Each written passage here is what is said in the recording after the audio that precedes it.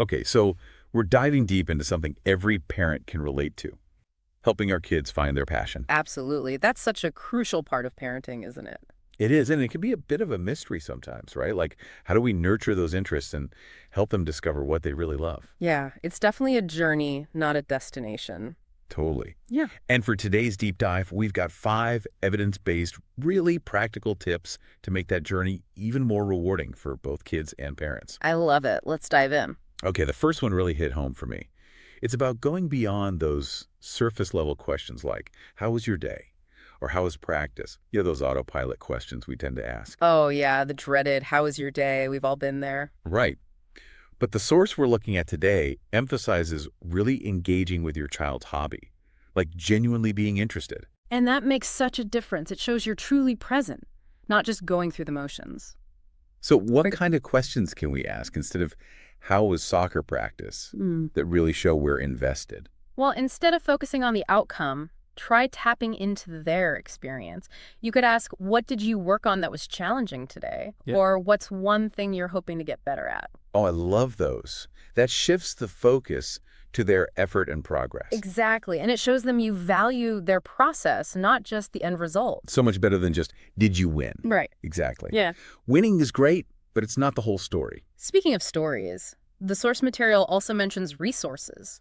And it's not always about the latest equipment or uniforms, right? Right. Sometimes the most valuable resources are things we might not think about right away. Well, for example, space. Creating a dedicated space for their hobby, even if it's just a corner of a room, sends a powerful message. It says, this isn't just a passing phase, this matters to me. That's a great point. It's like you're giving their passion a home. Okay, now for a tip that I think many parents struggle with, myself included. How do we encourage our kids to try new things without letting them give up too easily when things get tough? It's like this tightrope walk between support and pushing. It really is. And it's different for every kid, isn't it? Some kids are naturally more persistent than others. So true. But one thing that can make a big difference is celebrating those small victories along the way. Like, did they stick with a challenging piano piece even though they were frustrated? That persistence is worth acknowledging. I love that because sometimes those little victories can feel like mountains to them, And celebrating those moments can help them build resilience and that growth mindset, that belief that they can improve with effort. which is such an important life skill, right? Absolutely. It's not just about hobbies. It's about equipping them to face challenges in all areas of life. Now, that makes me think about the next tip, which is celebrating progress without adding pressure. Because we all want to see our kids succeed, but we don't want to be those overbearing parents, right? We want to encourage them, not pressure them. So how do we find that balance? What does healthy encouragement look like in practice? It's about focusing on the internal rewards, the joy your child gets from the hobby itself. Instead of saying, you're such a talented artist, you could say, I see how much you light up when you're painting. That makes me so happy. Subtle but powerful difference. It is. It reinforces that their passion is its own reward, not about pleasing someone else. Okay, last but certainly not least, let's address something that can be a bit of a sensitive topic. Mhm. Parental pressure.